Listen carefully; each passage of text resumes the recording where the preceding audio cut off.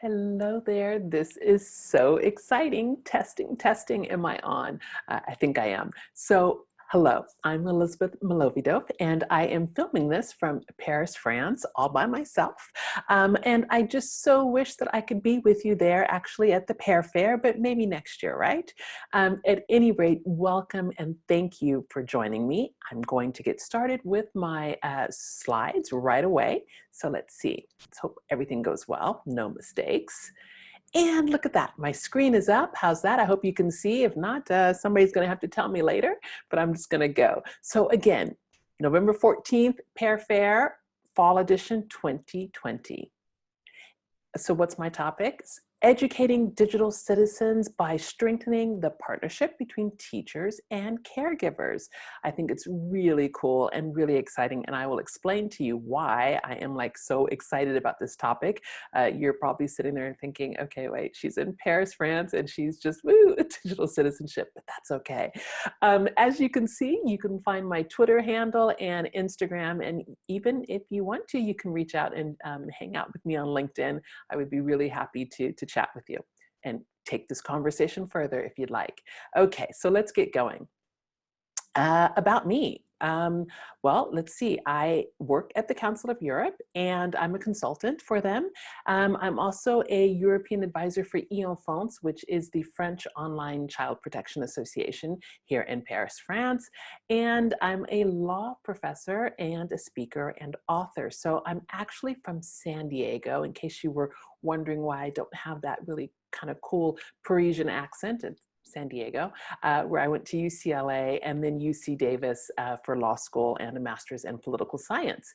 I have the pleasure of being the France 24 English channel, the digital parenting expert, and so they have me come on television from time to time to talk about, Fortnite and screen limits and screen time and screen balance and smartphones and all sorts of really interesting things, including digital citizenship.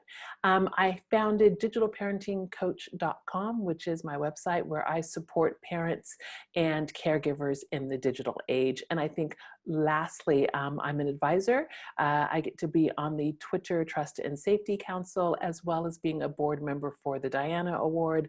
And I'm also on a wonderful initiative up in Norway that's called DigiGen, which is the Digital Generation Horizons 2020 Europe project. The reason why I don't know it that well is because we just got started, so you can forgive me. What I thought you should know, since I'm not right there with you in person, is just like some fun facts, right? Because this is it. This is all you get, slides and me talking head. But I am 6'1". Yep, I certainly am. And if you ask me Star Trek versus Star Wars, what do you think I'm going to say? Oh yeah, you guessed it, Star Trek. And if you ask me Gene Wilder versus Johnny Depp in, Oompa Loompas and Charlie and the Chocolate Factory, what do you think I'm going to say? Yep, you guessed it. Old school Gene Wilder. Okay, so I feel like Dora the Explorer, right? Don't worry, I won't have a singing backpack or anything like that. So I already told you for the UC system, I went to UCLA and then UC Davis, and I love my alphabet soup of degrees, because what I didn't tell you is that I also have an MBA, which I did here in Paris, as well as a master's in international trade. And in 2011, so just 10 years ago, I finished a PhD in children's rights. And so that's where I've been doing all of my focus ever since then. Languages, of course, I speak French. I'm from San Diego, so I've got Spanish. And if you didn't notice, the last name is Milovidov, which is Russian, which means I speak very bad Russian because my husband is Russian. And I don't know why I had to throw it on there, but again, I'm from San Diego and I love red licorice, rolled tacos, and C's peanut crunch candy. Just thought you should know everything.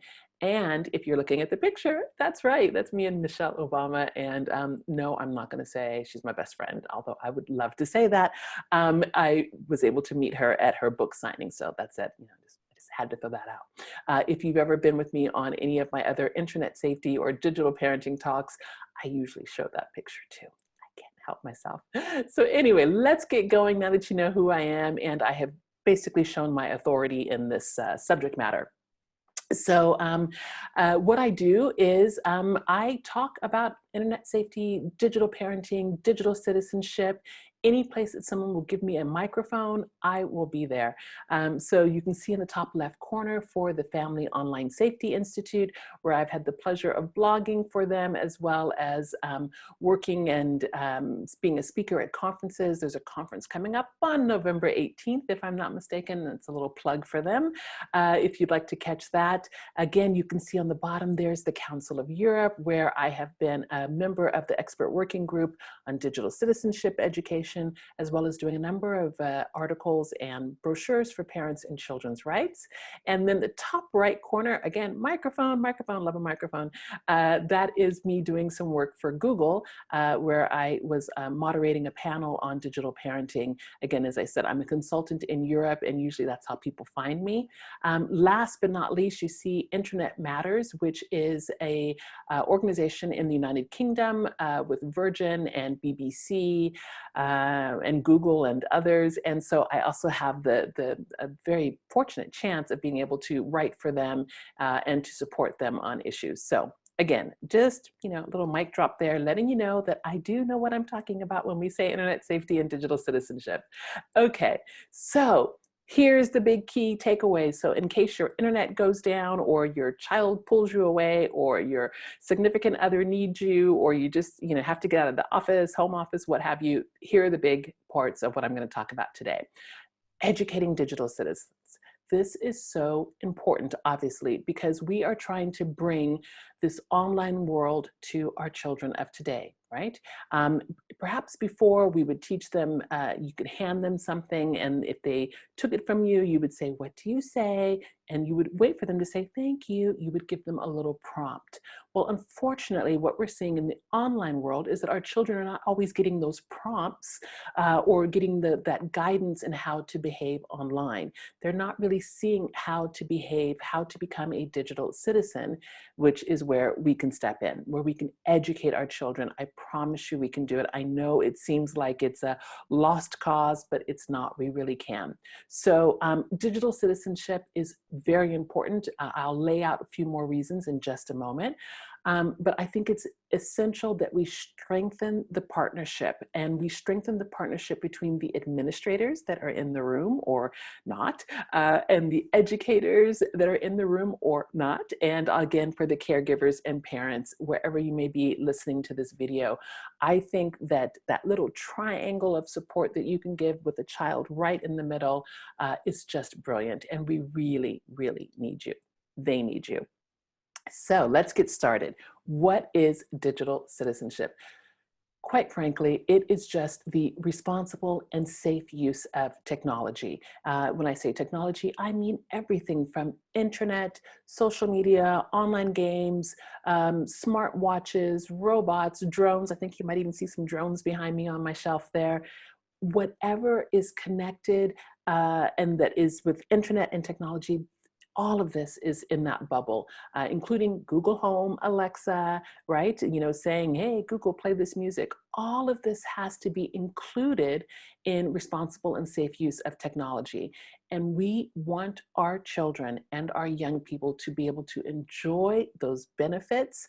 And I tell you, the benefits are crazy. There's so many fabulous opportunities out there, right? We want them to be able to enjoy all of the benefits and stay away from the risk, right? Or at least reduce some of those risks that they might have to themselves, reduce some of the risks that they may cause others. I mean, this is the key thing. And when you hear me talking about opportunities and even technology, understand that I think technology is pretty darn cool. I think 90% of the time, this is great stuff, great inventions, even social media platforms. I know, I said it. They can be used for good. They are supposed to be used for good, but there are just a few bad actors that get in there, and when they mess things up, it messes it up for all of us. So at any rate, I wanted to give you this definition for digital citizenship for you to keep that in mind. And this, what you're seeing on your screen, I'm not going to go into a lot of detail about it, but I do provide it for you on the last slide of my resources, the links that I have here, because this little baby is something that I did with the Council of Europe, and I helped co-write the Digital Citizenship Education Handbook. And so in this, we have these 3 pillars that we think are the most important. And we didn't just decide this willy-nilly like that. We really looked at some of the key people in digital citizenship. We looked at Mike Ribble, who wrote the 9 themes of common digital citizenship, excuse me. We also looked at Common Sense Media. That's what I was trying to say earlier. Common Sense Media, which I love them for their ratings, their games, everything. Digital citizenship, great stuff. We looked around the world. We did a survey to look and see what were some of the best digital citizenship programs that were out there and some of the themes that they were teaching their young children. And this is the culmination of that research. So we have being online, which it includes obviously access and inclusion, learning and creativity, media and information literacy, which most people are usually thinking that that is digital citizenship, but it's a bit more. Then we have the second pillar, which is well-being online. And here we have ethics and empathy. My goodness, how important is that right now? Ethics and empathy. Putting yourself into the shoes of the other person when you type that message, or when kids are gaming and they say, oh, that was horrible, you're a loser. It's empathy, having them think, how would you feel if that happened to you? Health and well-being, this is so vital, especially during this time of the pandemic, when we are all online a lot more than we normally would be, and we have to think about things like tech neck and sore thumbs, and are you standing enough? Are you resting your eyes? I mean, the whole gambit, right? E-presence and communications, how are we using this for positive things? How are we using social media for good, for explaining our presence, becoming who we are out there in the digital world with digital footprints and digital identity? Then the last pillar is our rights online. And this is the part as a lawyer. Did I tell you that I was a lawyer? I think I did, but I'm a lawyer from California, and I just get all tingly thinking about rights and responsibilities. So here we have active participation. We want our children and young people to be able to act positively online, to be able to enjoy their rights and responsibilities, to have freedom of speech, to have freedom of expression, the right of privacy. Oh, you're going to hear me say that again and again, because that is so important. Again, nope, there we go. I said right immediately, I say it, privacy and security. And lastly, consumer awareness. I don't know about you. I do have some kids here. I'm a mother to an 11-year-old and a 13-and-a-half-year-old, and I know all about in-app purchases and, oh, mommy, can I just have this? Can I just buy that? Consumer awareness is big in our house. So those are some of the key elements of digital citizenship. And of course, when you hear it like that, you think, oh yeah, I can share that. I can teach that. That's what I'm here to tell you, is that you really can. So this is what I mentioned earlier. Don't worry, even though it has a little play triangle, I'm not going to play this video at all. I'm just going to show you, again, some of the resources that are out there. This is Common Sense Media that also has great tools and kid-friendly videos to help our children understand what is digital citizenship. Another favorite of mine is from the ISTE. And this little chart, the reason why I love this, and I like to include it in a lot of my presentations, is because sometimes people think, well, I just don't understand this whole digital citizenship business. What are we really talking about? I think this chart is pretty self-explanatory. So on the left-hand side, you can see a good citizen, advocates for equal human rights for all, treats others courteously and never bullies, does not steal or damage others' property, etc. I'm not going to read them all. You can do that later. On the right-hand side of the column, we can see for digital citizenship. And I'm not going to say a good digital citizen. I'm going to say a responsible digital citizen, because there's, not notions of good and bad here. A responsible digital citizen is going to advocate for equal digital rights and access for all. Again, inclusion, no digital divides. Then we have treating others with respect, no cyberbullying, and doesn't steal or damage others' digital work, right? No cut and paste from Wikipedia to turn in that report. So just with having this type of an example in a classroom, I think that it invites conversation, having it at home where parents can look at it, they can get it, okay? You just have to provide them with the tools that are friendly and fast for them to get. So moving right along. Why? Why is digital citizenship for children and adults?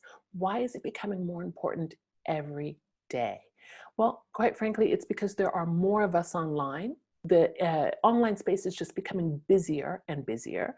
And because of that, that means that a lot of things are happening that aren't always so great, right? We have seen, this is an article that just came out October 22nd about how internet access can be a barrier to education. This goes back to what I was talking about with access and inclusion, where this is a photo of a little boy in New Mexico who would walk to school.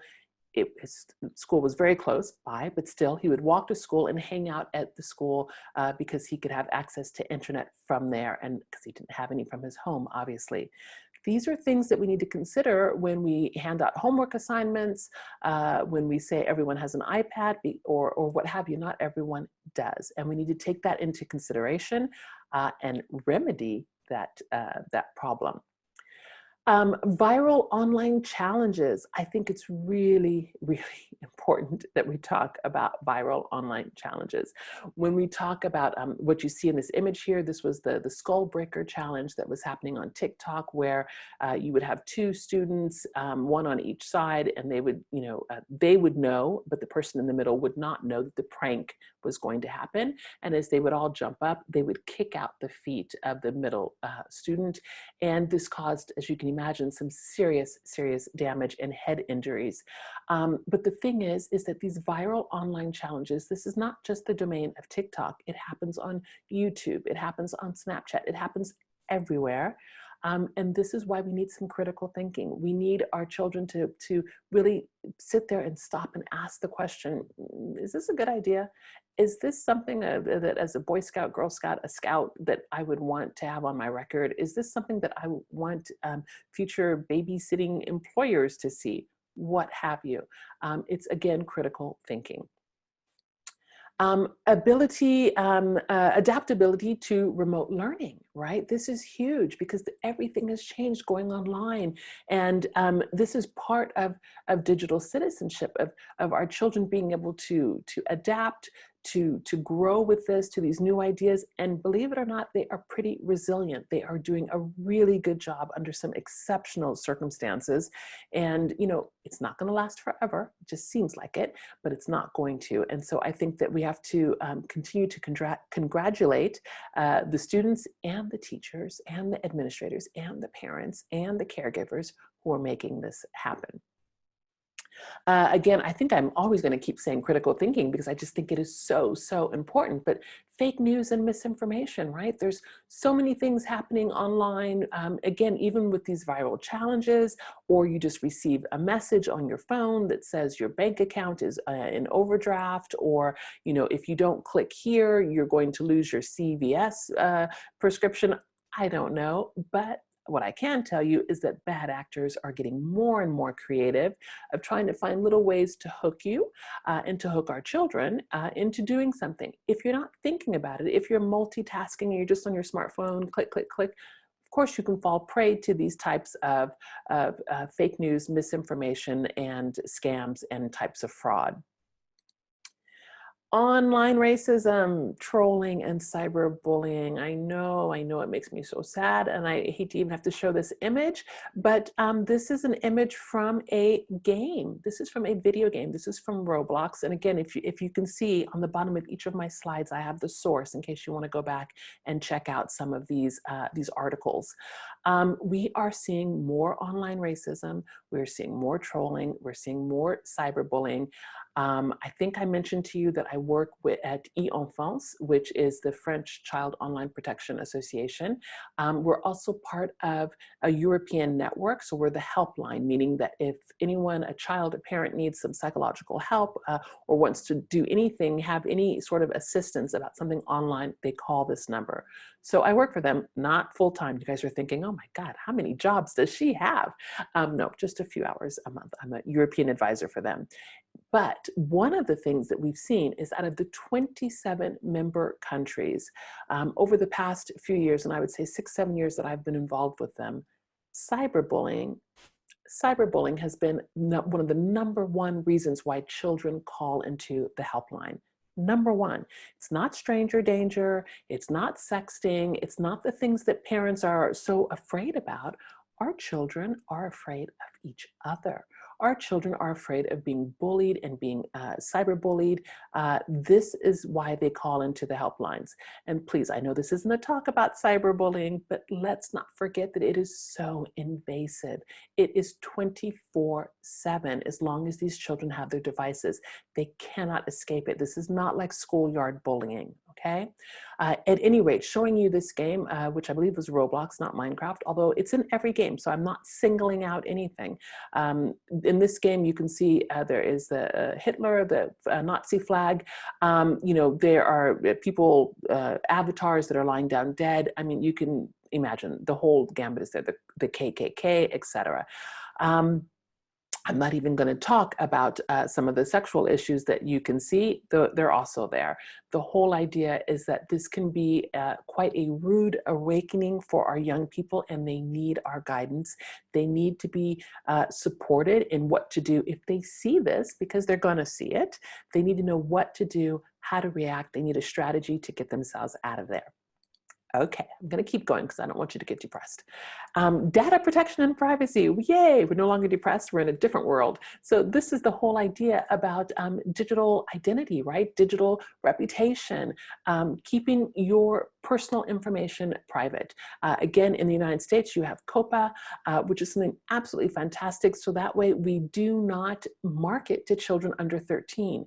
But yes, what happens? We have all of these kids, 9, 10, 11, signing up for social media accounts and using a fake age, a fake address, birth date to get access, sometimes with parents' knowledge, most of the time without their knowledge. All of these things can be included in a digital citizenship curriculum, where we are explaining to our children why. It's not just because they shouldn't have it because we said so. There are reasons why they don't want to be in those files and already archived at 9, 10, 11, and 12 years of age. Okay, I think I should probably go a little bit faster. I'm having so much fun with you. So let's get to the meat of it. What is it that administrators can do? So again, hello, big shout out to all the administrators. I know that you're busy, and I'm really happy that you're here. You know what I'm going to say. You know I'm going to say that development is the big key for you, right? It's the big key for you to create this a joint partnership with your educators and also with the parents, with the families. So whether we're talking about helping develop a curriculum, whether we're talking about developing media literacy, developing tech and device training for the faculty so that way they know how to use this technology, all of those things are things that the administrators can do, as well as provide the resources. And I know that sometimes finances might be an issue, but there are creative ways. There are online resources that are out there, and we'll talk about some of those in a minute. So don't despair, I've got you.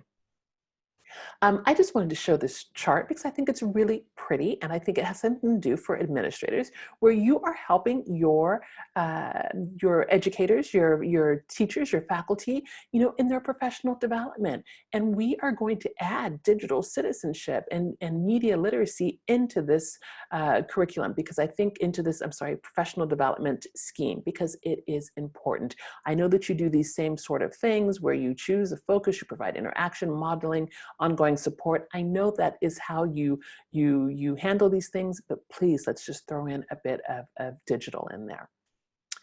So, given their role in the school community, administrators can energize and you can improve the privacy and data protection education, right? Because you know how important it is when you're using these types of new technology or new educational systems that protecting your students' privacy, their data protection is number one. So if you keep that, if you put that hat on, then that is going to inevitably help you sit there and think about, how can they use the device? How can they use the software in order to protect their data, in order to cherish their privacy? See how it works? Okay, so now let's take a peek at how can administrators support the educators. Again, this is a thank you for the educators who are here. I'm trying to think of a holistic approach, getting everybody involved. So again, what you see on my screen is from the Digital Citizenship Education Project that I worked on with the Council of Europe, and there's some links there. And if you think that you're having fun dealing with getting everybody on board for digital citizenship, imagine trying to do this with 47 countries. That's right, I said countries, 47 countries. Well, this is what we did. And so we went out and we did a multi-stakeholder consultation survey, and we really tried to dig in there and find out everything that was possible that we could use to pull in to provide recommendations from the Council of Europe, so that way we could go back and provide a digital citizenship education framework for all of these schools. See, you have one school. I was dealing with tons of schools in 47 countries. But one of the things that I thought was so important for administrators supporting educators is this idea of mapping the administrative and legal responsibilities for the school leaders, for the teachers, for the students, and for the parents. I think that this is vital because once you kind of pull out those administrative and legal responsibilities, again, everything else is going to flow down, and we'll be able to see who does what and how long they're going to do it and when they're going to pass it on to the next person, okay? Because we're all in this together. Okay, let's see, what else do I have? Oh, those who can't change their minds can't change anything. The reason why I put this there, educators and administrators, is that at some point somebody's going to say, oh, we're not going to change it. This system has been working like this. It's too difficult. Oh, no, no, no. This is it, right? Come on, we can change our minds. We can do this. We really can. And in fact, we have to. Okay, so now, given the role in the school environment for educators, they can incorporate digital citizenship themes where possible. So what do I mean by this? Anytime you have an opportunity to weave in a story that has some digital citizenship component to it, do it. I was up at a school in Dublin talking about digital parenting, actually, and one of the teachers told me that she was teaching the students, I can't remember what grade, but at a grade where they were doing averages, and she was teaching them about the median in numbers, and she did this by using their screen time. So she had them pull out their phones to chart for a week how much they were online, and then they would look at the mean, median, averages. Woo, woo, you see what I mean? There are ways that you can incorporate digital awareness, just thinking, just critical thinking, and it doesn't have to be complicated. It can just be something that you thought of, right? That you bring it in and incorporate into that math class, into that history class, etc. So I hope I'm giving you some ideas. So then how can the educators support families? I know this is where I come in because I really, really believe in the family system, whether it is a single parent home or lots of kids. I think that families, they need our support and that we can do it. And there are resources again, but they have to be shown where the resources are. They have to be supported, right? One of the most fantastic resources, of course, not because I've done work for Google, but it is Be Internet Awesome. And not because I've done work for Family Online Safety Institute, which you see at the bottom in the little this graphic. But I mean, these are really key messaging that has been developed with kids in mind. They've been developed and tested again. Believe it or not, even here in France, we're doing the Be Internet Awesome, but we're doing it in French with superheroes. So instead of the same 5 themes that you have, like super smart, brave, etc., we have superheroes that are super smart, super brave, etc. So Everything is to be adapted for your culture, for the people that you're dealing with, the children, their age, etc. So how can educators support families to find that digital citizenship? Let them know what you're talking about. So that way it's not this big, scary term. Engage the families, have them come in and support you on any of the digital citizenship initiatives that you're going to do in class, that they can do at home. Share those lesson plans, have that be part of the homework, you know. Parents, I know right now we don't have that much time, but we can still help out a little bit. And if nothing else, you can have the parents always add that little phrase about what was it like when they were young, right? Because we all have those stories. When I was your age, it was so different. So that way they can compare. Again, getting creative is the point here, because you're just going to have to think outside the box. There are lots of ideas on the Pear Deck, and Pear Deck. I always want to say peer, but they are my peers. But on the Pear Deck, you can also find wonderful resources and support there. But the idea is to be creative, whatever you do, because it's fun, right? And that's half the battle. So, given the role in the school environment, caregivers, they can partner with educators to present a supportive team to children. And why did I say present a supportive team? It's because we want them to be both on the same side.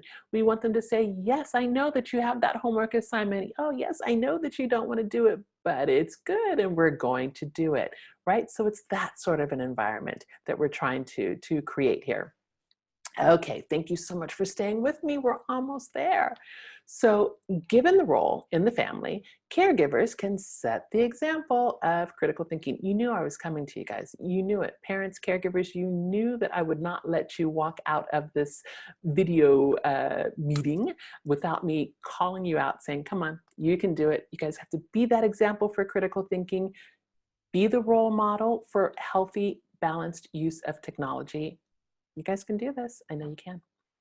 So here's an example as well with using Pear Deck at home. And you guys are thinking, wait a minute, does she work at Pear Deck? No, I don't. But I do know about digital citizenship, and I do know about Microsoft and Google and some of the materials that they're using here.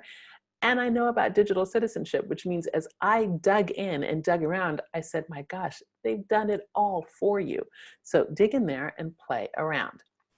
Okay, so some of your takeaways as you're getting ready to wrap this up is agree to a digital citizenship curriculum with parents, with educators, and with the students. I know you're saying, what you talking about, Willis? Do you guys remember that show?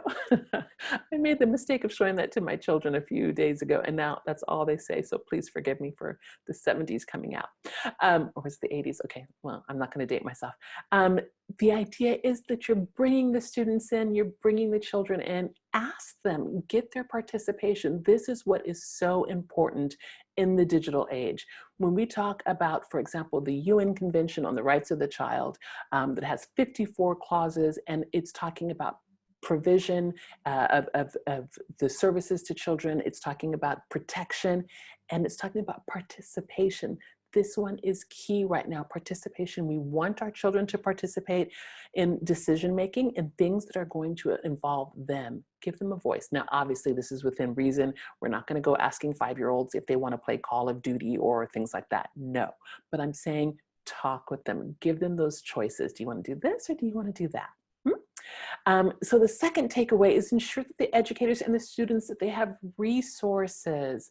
They can't do all of this on their own, administrators and school communities. So get out there and help them, whether it is, I don't know, what would I do when I was a kid? We had, bake sales and I don't know, car washes and all these different types of things, but find a way to provide them with the resources that they need to up their game in digital citizenship. We are also going to support the partnership between educators and parents, because that is so, so key. We want them to be that supportive team, right? This is the front-facing objective. And lastly, we're going to support our students to become safe, responsible, and savvy media creators and consumers, because that's what they want to do, is create, become a YouTube influencer, etc. So again, this is just a little screenshot that I pulled over because I thought this pretty much summed things up really nicely. Where everything that you see there about anonymous responses, collectivist thinking, collaborative attitudes, growth mindset, experiences in critical thinking, authentic opportunities for student choice and voice. I'm sorry, but didn't you just hear like all the digital citizenship themes that I was talking about? All right there, just kind of packaged up nicely for you. Well, I heard that. So I just wanted to say thank you so much for listening. Again, that's where you can reach me if you would like to chat further. I'm happy to do so. And I don't even know how much time I have, left. But this is my slide with my resources. Let me see if I have anything that's telling me my time. No, but I'm going to stop my screen sharing and then I'll see. And I will just say, again, thank you so much for your trust, for being with me, for listening to me talk about digital citizenship going on and on. I just think that it's really important, digital citizenship, digital parenting, online safety, and I really firmly believe that parents, caregivers, educators, teachers, administrators, that we can do this. We really can. So let's see, if I were sitting in the audience and somebody was doing this presentation and I had a question, it would be, well, how long do you think it takes for digital citizenship to take effect? Oh, that's a great question. Thanks for asking. I think that digital citizenship, this is ongoing. This is just like civic citizenship. This is just like how we are teaching our children. Remember I told you before, this kind of offline and online, it's the same thing. We are teaching them our values, our expectations from the moment that we hand them something and they take it back and we say, what do you say? Say thank you, right?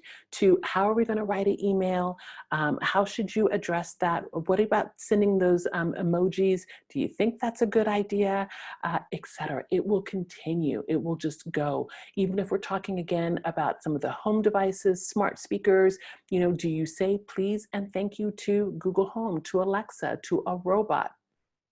Don't know. It's for you to think about, for you to decide in your families. But my whole point is that all of this is there. This is all a fantastic challenge. And I firmly believe that it is a fantastic opportunity. So again, I will say thank you. I will stop talking now because I told you I could just talk to you guys forever, for a very long time, because I love this topic. It's my favorite, as you can tell. Okay, I'm gonna stop now. Thank you again for your trust and your confidence. I hope to see you again. Bye-bye.